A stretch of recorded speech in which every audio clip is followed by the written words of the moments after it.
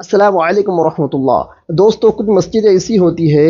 کہ نیچے مسجد ہوتی ہے اور اوپر بھی ایک ہال ہوتا ہے، یا فرسٹ فلور کے اوپر مسجد ہوتی ہے اور نیچے ہال ہوتا ہے، اوپر ہال ہوتا ہے۔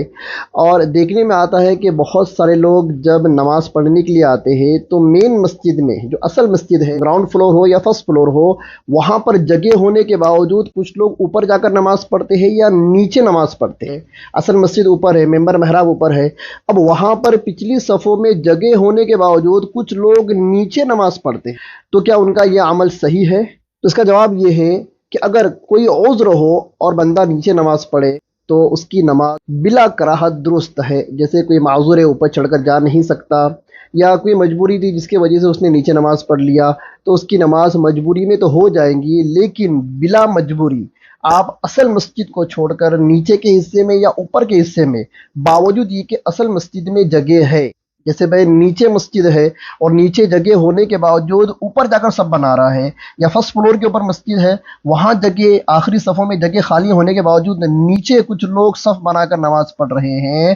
البتہ ان کی نماز تو ادا ہو جائیں گی، لیکن فقہا نے لکھا ہے کہ ان کی نماز مکروہ ہوگی۔ اور بار بار مکروہ عمل کرنا جان بوجھ کر، وہ نماز واجب الاعادہ ہوتی ہے۔ کل صلاۃ ادیت مع کراہت تحریمی تجب اعادتها۔ فقہ کا ایک قاعدہ ہے کہ ہر وہ نماز جو کراہت کے ساتھ ادا کی جائے اس کا دورانہ واجب ہوتا ہے۔ تو آپ کے علاقے میں کوئی مسجد ایسی ہے جس میں مسجد کے اوپر ہال ہے اور کچھ لوگ نیچے جگہ ہونے کے باوجود اوپر ہال میں جماعت بنا رہے ہیں، یا مسجد ایسی ہے کہ فرسٹ فلور کے اوپر مسجد ہے، اصل مسجد ممبر محراب والی، اور نیچے ہال ہے، اور کچھ لوگوں کو اوپر چڑھ کر جانے میں جان پر آ رہا ہے اور وہ اوپر جگہ ہونے کے باوجود نیچے نماز پڑھ رہے ہیں، تو ان کی نماز مکروہ تحریمی ہے۔ کچھ فقہا نے تحریمی لکھا ہے، کچھ فقہا نے تنزیہی لکھا ہے، البتہ نماز مکروہ ہوں گی اور آپ کو مسئلہ معلوم ہونے کے بعد اپنی نماز کا اعادہ کرنا لازم ہوگا۔ کچھ مسجدوں میں ایسا ہوتا ہے، اوپر کے حصے میں تراویح چل رہی ہوتی ہے اور لوگ نیچے کے حصے میں بیٹھ کر قرآن سن رہے ہوتے ہیں، نماز نہیں پڑھتے، قرآن سن رہے ہوتے ہیں، کہ اوپر ایک مائک لگائے، نیچے ایک مائک لگائے، اور وہ یہ کہتے ہیں کہ سننا ہی تو اصل ہے، ہم تو قرآن شریف تو مکمل سن رہے ہیں۔ تو میرے دوستو، اصل مسئلہ یہ ہے کہ تراویح کے اندر مکمل قرآن کو سننا یہ سنت ہے۔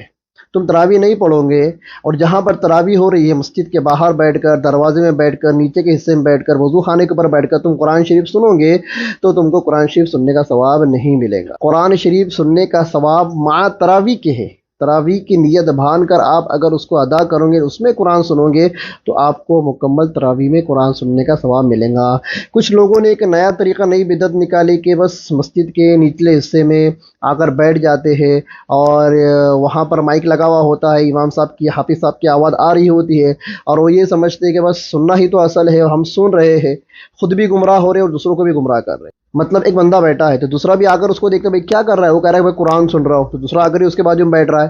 اور ایسا ہوتے ہوتے نچلا حصہ پورا مکمل بھر رہا ہے، تو خود بھی غلط کام کر رہا ہے اور لوگوں کو بھی غلط کام کی دعوت دے رہا ہے۔